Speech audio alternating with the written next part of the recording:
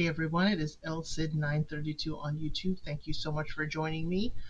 We are continuing, we're getting closer and closer to the weddings. But before we get to the weddings, please like, share, subscribe. Leave comments below. I love hearing your points of view, especially what's happening so far. It has been a wonderful, wonderful ride here in Germany, and we are continuing that with episode 8. We start with Hanny and Daniel. Hanny said she didn't have a wow moment when she tried on her dress, telling Daniel this. She expected to have this full on moment that people talk about. And she doesn't know if she's 100% yes at the altar. Now, this is why I don't like butterflies. This is why I don't like that kind of talk. The wow moment. Why honey, why do you need a wow moment? Because what society has told you is what you needed when you try on your dress. Do you like, because you don't say love, do you like this man? Do you like the dress? Doesn't have to have a wow. Oh, we need to get out society out of our head when we're doing things. So Alina and Elias, she's waking him up. Why is she always waking him up? Why is he asleep when the sun is high? Does he work at night? I'll give him that much grace. Does he work at night? Because it is just, she's always waking him up. So Elias tells us that they have gotten physical and slept together. And it was a beautiful experience, and it has made things intense. Y'all, his face was all in her neck while we're hearing his voiceover. The whole time they also were speaking, his face was in her neck. And it seems like he has turned into the clinger since after intimacy. It turns out that he may be the one, like, holding on real tight now. But Alina's going on. She says she wonders what her parents will say. And he said he has not found anything that bothers him about her. But what if she changes or things change for him? That's the nature of life, Elias. Things change. People change. You may find her attractive today. She may do something that you find unattractive tomorrow. But that's okay. You choose to be with her. That's all. It's choice. Daniel and Hanny, they talk about the Italian customs for weddings. Now, this is why I love international versions of these shows. I love learning about customs for weddings of different cultures. So he talks about the Italian custom for making party favors. It's Italian chocolate covered wedding almonds. There are 5 in each packet. Now, I knew about the wedding almonds and there were 5, but I didn't know why. And Daniel tells us they represent happiness, wealth, health, long life, and fertility. That's awesome. And Hanny thought so too. But she was saying, hey, it needs to look pretty. If Hanny ain't gonna do nothing, she gonna make it look good, okay? But she loves the meaning of the wedding almonds, including the love part. And Daniel said, hey, love is given. It's a given. Nothing works without love. So Honey said love is beautiful, but it's painful sometimes. Her parents had a beautiful marriage, and their separation was the worst thing that ever happened. Now, I will give Hanny this, that as a child, I'm thinking that the after effects of the separation is the worst thing that happened. We don't know, and she wouldn't know as a child what is going on in her parents' marriage. And if she hears a story, it may be just one side she's hearing. We don't know. Hanny may know more now and as an adult, but I know as a child, the separation looks worse because of the changes your life has made. Okay? So she saw the aftermath, and so she thinks the whole separation was bad. And I know she and her mother, she shared, did, suffer for a while, but sometimes, maybe mama had peace, not a easy life, but maybe she was at peace. But we don't know. Daniel acknowledges that it is rough for her to have gone through that. He said the wedding is one thing, but when kids are involved, there's a whole new responsibility. So Hanny starts tearing up, crying, and she goes to her room, and Daniel follows to comfort her. Production does not show us Hanny crying, but they did show us Sally bawling in the background. Y'all are allowing Hanny the grace to cry and collect herself, but that you didn't offer it to Sally. I'm watching you, production. I'm watching you. So Hanny collected herself. She came back to the table, back to the project. She said she learned from her parents that there's no guarantee that things will last. And it takes time for her to trust someone. And Daniel's like, hey, if he cannot trust her, then marrying without trust is not an option. If he can't trust her, then they should end things. And I agree with Daniel. You have to be able to trust. So she's not saying that she doesn't trust him. She's just not fully there. And he asked, will you marry without trust? She's like, hey, since he's making such a big deal about this, she's going to be like, I just need more time. But it's like, why is she on the show then? We know the show is Love is Blind. We know how many days after the pod you're going to get ready. Why now is it a huge deal when it's expected? It's not something they threw a curveball at you. You knew what the show was. Hanny says she doesn't want to push him away, but she does feel cornered. And I do understand Hanny. Ooh, and when you corner someone, they can't possibly lash out. We go to Jen and Marcel. She's doing her hair and he's journaling on a chair in the bedroom. She said they'll meet her mom, but she is very unsure. Jen says, how can she introduce him because he's not good for her right now and she's not good for him. They're stuck where they are. Marcel said they have time. They can turn things around. And Jen is like, how can we make that happen? We don't communicate. No, you don't communicate with me, and it's unbearable living with him. So Jen, what are you saying y'all don't communicate? Do you mean speaking? Because we communicate all the time. I'm communicating right now. I could say nothing and still communicate. Jen, what are you trying to say?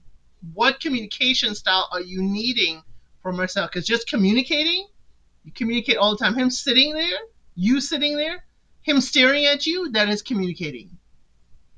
So Marcel said he's trying, and she says, how? He says in different ways. She's like, you don't talk to me. Okay, we're getting closer. You don't talk. So Jen needs talk. Marcel says that's not true. She comes back saying, well, you tell me to come up with things for us to talk about. Why is it only me to come up with stuff? And Marcel's like, okay, but it ain't only you. I do come up with stuff. I ask you about your life, growing up. I ask you a lot of questions. She's like, but that's not regular conversation. He's like, that is regular conversation. What do you mean, Jen? What do you mean? First, he's not talking. Okay? Second, he's not bringing up topics. Then it's not a regular conversation. I'm confused. And if I'm confused watching this edited, translated show, then I know Marcel is confused. And he speaks your language. And he's there with you in the room. What is it, Jen? First, he's not communicating. Then, he's not talking. He's not bringing up stuff. Now it's like, it's not regular conversation. It feels like you are moving the goalpost, Jen. And you know how you can eliminate that? Tell him exactly what you want. But you know what I think, Jen? You don't know what you want. I don't think Jen knows what she wants. Not out of Marcel or out of a conversation. He's like, I'm talking about your past. I'm asking you questions. But it's not regular. Jen! Oh, you don't ask me things. Oh, but that's not regular things. Jen! Oh, my word. I am confused. It is best that you have Marcel because he is quiet. Because any other man would be like, well, what do you want from me? But his quiet is giving you the space to express. And your expression is confusion. At least to me. I don't know. Leave it in the comments. Do y'all agree with me or y'all agree with Jen? Put Jen's name if you agree. Put Sid if you agree with me. Because I am confused. Jen says we're not having regular conversations and we could. He's like, what? How did your day go? What do we want for dinner? And Marcel was snippy. I'll give you all that. He was snippy. But I feel why he's snippy. He's snippy at the wrong time, first of all. But he's snippy at, I've been trying. You're not acknowledging I'm trying. And then you're saying, I'm not trying this way. So he's frustrated. And I understand. But Marcel, I'm glad you were snippy, but you weren't fully snippy. I felt it. You did, small gestures, but I felt your frustration. And Jen felt it too. She's like, why are we here? This is toxic for her. She says she will make a decision. She can't do another week. He says, okay, then let's break it off. Now I see the hurt girl that is Jen, who wants to be her true self and accept it as she is. I see that. Jen wants to just burst out, break free, and just be Jen. I can see that. But I also see the hurt young man in Marcel. He's hurt seeing somebody leave him. And he doesn't strike me as the type to break up with someone.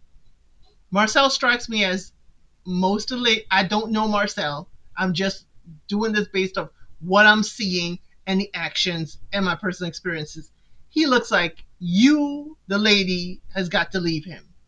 He will try and try and try and try again, but you've got to make the final decision to leave. And we know this is an assumption too, based on his past. Based on his past, I don't think he will leave family or someone he deems close to him, someone he says he loves. So he says, nothing, and I think he just does that to keep the peace. To keep the peace. Remember, we said he grew up in foster care. We don't know. I don't think it was very positive, but I think he has learned to find peace in silence, and he has probably survived in silence as well. And go back and watch it. Go back and watch that scene with her sitting on the bed and him on the chair, and he is looking away from her.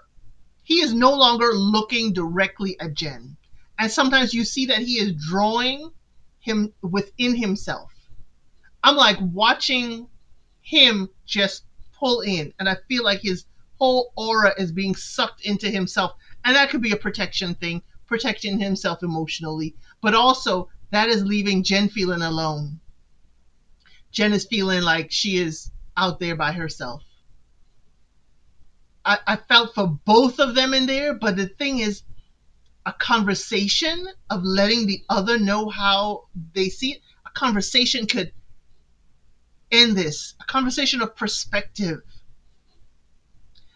So Jen would like him to be more sure of his feelings, but she guessed that's not possible. Jen, you leaving or what? Just leave, Jen. Why are you trying to figure out if his feelings are what it? Just leave. You can't take it for another week. Guess what? Just go. Why you gotta analyze him? Just go. So he says, hey, I can't do this right now. He rocks his head back, y'all. He rocks his head back. He closes his eyes in the chair. And he opens his eye and looks at the ceiling. Jen's like, I will leave. He said, okay. She takes the ring off and she puts it on the arm of the chair and she walks out of the apartment. As I said, y'all, he barely looks at her. Now, why? Is it that he's finally listening to her? She doesn't like him staring? Or is it that the emotions are happening so much and he no longer wants to look at her and see the hurt and disappointment that's happening? I don't know. I don't know. But I'm in tune with both of them. I can see that's why I think that the woman in the case will have to take the action and leave. I don't think Marcel would leave. I think he will meditate. I think he will try to adjust. But the show showed us clips. They showed us clips that Jen at Greece on that bed. The conversation was she promised not to run away. She said she handled things differently. They showed us the clips. Now this is what I love. Also, they showed us where Marcel tells that he loves her laugh. He loves her exuberance. Okay? Now Marcel sits in a chair for a while. And I want to know how long he sat in that chair because I think it was a long time. I'm thinking he sat there for a very long time. And he confesses he has feelings for Jen. He truly does. And I think he's very deep, but he's very introvert deep. And if the other person doesn't know how deep Marcel, then they can't connect. You got to let them in and let them know. But you've got to check in because I don't think Jen was receiving it as such. Keep on telling her, hey, I haven't heard you laugh today. Something like that. Something like that. Because you could be this, nice, quiet. This can work. I'm sorry, y'all. Um, in many a time, I'm the more exuberant one, and my husband is the Marcel quiet. Sometimes he's not. But you can both work that out. But I think Jen needs to figure out what she wants, how she wants to be communicated with, so then she can tell the person and not keep moving the finish line. Hey, you're not talking. Oh, yeah, but you're not asking me conversational questions. Oh, yeah, but you're not asking me regular questions, regular conversation. That is confusing. That is making somebody dance tippy toes all the time. And that's not fair to either of you. So my thing with this is communicate. Communicate. I think Jen needs verbal, words of affection, and Marcel may be acts of service. But it can work if you tell the other person. So I'm sorry to say, there's another couple that have left the entire experiment. So we go to Alina and Elias. They video chat with her parents. The dad asks, hey, what are the shortcomings you found in my daughter? He said, hey, he hasn't found any shortcomings, but she is someone that doesn't make a mountain out of a molehill. And he likes that about her. And mom acknowledges that her daughter looks so much in love. They have a nice visit and talk, about where they will live in the future. Because the parents are like, hey, Elias's family's from the north. Alina is from the south. What are y'all going to do? And they said they have had those conversations. And she acknowledged that she would move north, but we don't know. So go to Daniel and Hanny. Daniel went and visited his hometown, so he was coming home. She said she got peace without him. And he said that one night away felt like a month without her. Hanny said she needed time to herself. She needs alone time and nothing to do with him so she can recharge. Now, I understand that, Hanny. Totally understand that. As a couple, y'all got to figure out how that will work for both of you. So she says she's stressed out and it's not as lighthearted as she usually is. Okay? And Daniel asks, should we keep talking about this or take a break? She says take a break. Daniel is paying attention. He's paying attention to Hanny, her needs, asking her, hey, we're getting deep. Are you willing to go deeper or do we need to stop right here? So Hanny tells us she feels stuck in negative emotions. Okay? And she tells him she's thought of staying the night in a hotel for a night or two. So Danielle finds that her emotions are hard to read and they have hit a rough patch. Okay? Hanny, my thing is, I respect that you need some space, but he just told you that one night away from you is like a month. And now you're running. I'm hoping you spend at least a half a day with him. I hope you didn't just tell him that and just walk out. I'm hoping. I'm thinking that you did spend some time with him and then you left. I don't think you just ran. But understand, this is the pressure of the show. Your wedding is coming. This is the person you're going to marry. I feel like sometimes, yes, they know what's the show, but they don't anticipate what's coming with all of it. We see Sally and Medina. Sally feels that Medina lacks romance, even while they're living together. So Medina is going to show his romantic side by their date. But that's outside the home. I don't need you to be romantic getting dinner. That's nice. But day-to-day romance is different. And y'all need to figure it out. Because it could just be walking by and, rubbing an arm, a shoulder, hugging. That, Sally, again, like Jen, you need to tell him what you deem as romantic in day-to-day life. And you may not know because you said you have not lived with a significant other. So y'all are both kind of discovering this. Medina is nervous about meeting her parents. She said her parents have expectations of her husband. And then they go and critique everything Medina needs to do for her parents' sake. He has to cut his hair, no earring, no chains, no rings. And I'm like, girl, what in the world? So she reminds him that he was willing to move to her part of Germany And y'all in the comments, if y'all know exactly how far they're talking about, please let me know. I'm thinking, like Alina and Elias is like north versus south. That is real far away. So Medina, said, hey, what if I wanted to live close to my mom? So Sally reminds him of what he said in the pods, and they played a clip that he said, but he said he would be open to it. Sally, your recollection is a little bit off. He is open to moving, not that he would move. So Sally, you're taking that as a promise that he never made. Y'all, we need to pay attention. We need to pay attention. He is open to it. So she reminds him, and she said once they have a family, she would need her family to support her. And he's like, so my family won't support us? So he said, okay, not for another 2 years. He can't promise to move within 2 years. He can't even promise 10 years. I'm like, Medina, really? 10 years? Your kid could be in middle school by then. Okay? So Sally said, no, she can't wait no 10 years. He said he cannot commit to moving. So now Sally feels unsure. Now Sally's like, what are we doing? Where are we going? What are we doing? So she says she's questioning everything now. And she needs him to speak to her nicely now. Nicely. You just need him to change the topic. But he said he doesn't want to pretend he's something that he's not.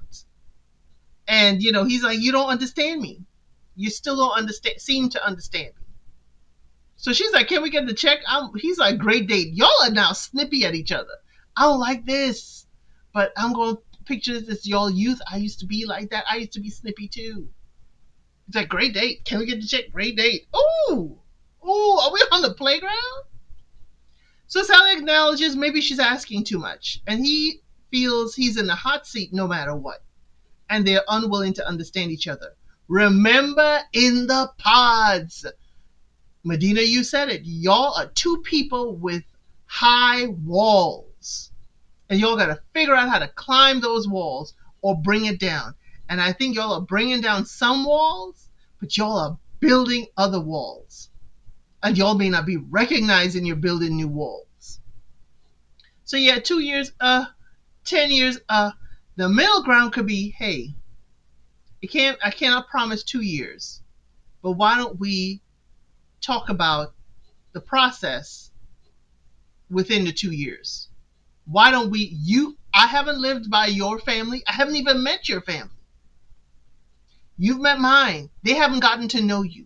Why don't we, in the 2 years, kind of trial run with close to both families, and then we decide where we would live and which would be best for our family? That's a middle ground. That's like, I hear you, hear me, and while we are making a decision, let's gather information for that decision. That's what I would think. They need to talk. They need to talk. Because I know it's scary. I know it's scary for a woman to be moving away from her family when she's building her own family. She's going to need that support. I think she needs mom support, and I understand that. But it's also scary for Medina. Medina is, I think, the only male around, got 3 sisters, the mama, and mama is probably, relying hard on him. So it's scary for him to think he's going to move away from his mother. And it could be he's just close and attached to his mom. Either way, they can work it out, though. Geography ain't the reason to not get married, okay? Elias and Alina, they're on a Ferris wheel ride. He's worried about her not liking his small city.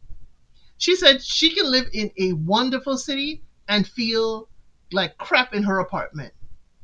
He's like, yeah, but there's no vegan food in town. She's like, hey, your dad could possibly make vegan dishes so I could cook. He says he is not 100% on board, and he's the only one, because his family is saying, hey, go for it. And he said this is not a good feeling. Elias, you done slept with Alina. You said, oh, things are great. Now you're doing these little things. She said, hey, I'm open to moving here. Now you're like, yeah, but it ain't the same like your city. Yeah, but we ain't got no vegan food. And yeah, but Elias, she said she's willing to move. See, here we got 2 different sides of the coin. Sally wants Medina to move, and he's like, Now here's Elias.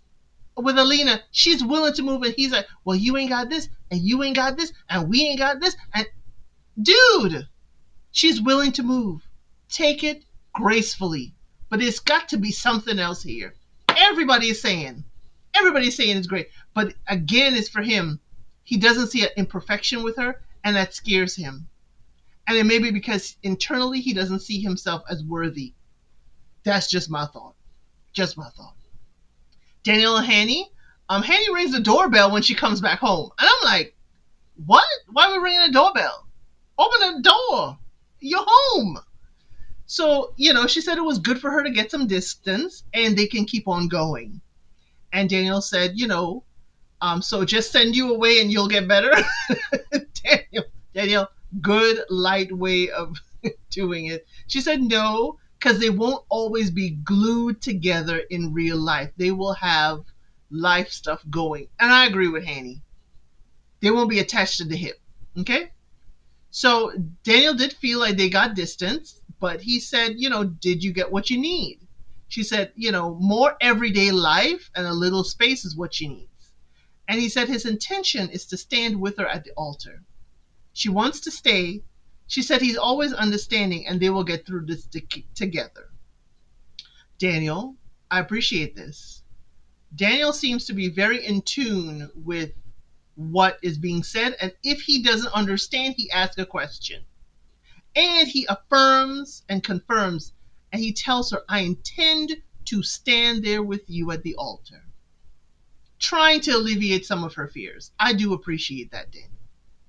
Sally and Medina, she said the last few days were emotionally upsetting, and they need to do an exercise of staring at each other for 5 minutes. Y'all, they stared, they talked. She said she's scared of the changes. She's scared of the wedding, but she wants a partner by her side forever.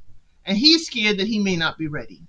They both start, tearing up gently, little thug tears. But she said she got drawn into him. He said he felt her soul in her pain. And he said the wedding is getting closer and they're stressing out, but this could all still be for the good. Now we go to wedding days. Wedding day. We start with Daniel and Hanny. Y'all, international versions, please tell US production. I love when people walk in and their wedding dress is on display on a mannequin. It is absolutely gorgeous, a wonderful view. In the US, the bride is carrying her wedding dress, carrying her other bag, walking in. Absolutely not a good view. But when I see these brides walk in and see their wedding dress on display in the dressing room, absolutely beautiful. Teach the US that, please. US, it don't cost that much to get some velvet mannequins. Come on now. So Hanny says that Daniel has seen her walls, the walls she built up around herself, and he walked past them. She has never trusted anyone as much as she's trusted him. Her girls show up for her, and she tells him, how I like to be treated like a princess? Well, he treats me like a queen. And this is a dream. But she is scared and she is emotionally overwhelmed. She puts on her dress. Her friend sages her so that the only energy that she feels is her own. And she still has no idea what she's going to do. She feels secure with him but has doubts about a lifetime together. Daniel, they go back and forth, but I like to go bride, then groom. Daniel, his friend and mom are there. When the friends ask, what is he going to do? And the mom said, hey, he know what he's doing. Leave him alone. He know what he's doing. I love mom. Mom's like, this can work. This can definitely work. But you got to make your own choice. He says he can envision a future with her. And I can see that. I can see Daniel as a yes. It's Hanny, we're not sure. So there's a beautiful hall. I mean, when I tell y'all, the wedding venue is gorgeous, magnifique. Sorry for using French with a German show. I'm sorry. But it is white and cream roses like exploded and everywhere. Oh my word. I know. Marcel, you probably can't stand it because one with nature, we had to cut the roses to do all this. But forgive me, Marcel. But, it was absolutely gorgeous. There's a little platform and there are roses all the way around the platform. It is just absolutely beautiful. Whoever designed it, whoever executed it, please, the quiet clap for you. quiet clap. It is absolutely beautiful. So her best friend is walking her down the aisle, and I wondered about that. We're getting there. We hadn't met Hanny's parents, not a mother, not a dad. I'm hoping it was just clipped out. Okay? So we see the doors open, Hanny is walking in, and boom, the end. The end. Until next week for episode 9. Thank you so much for joining me. If you've gotten here this far, please, we got one more episode, and I'm hoping a reunion coming up. But thank you, and I'll see you on the next one. Thank you for watching. Please like, share, and subscribe to the channel.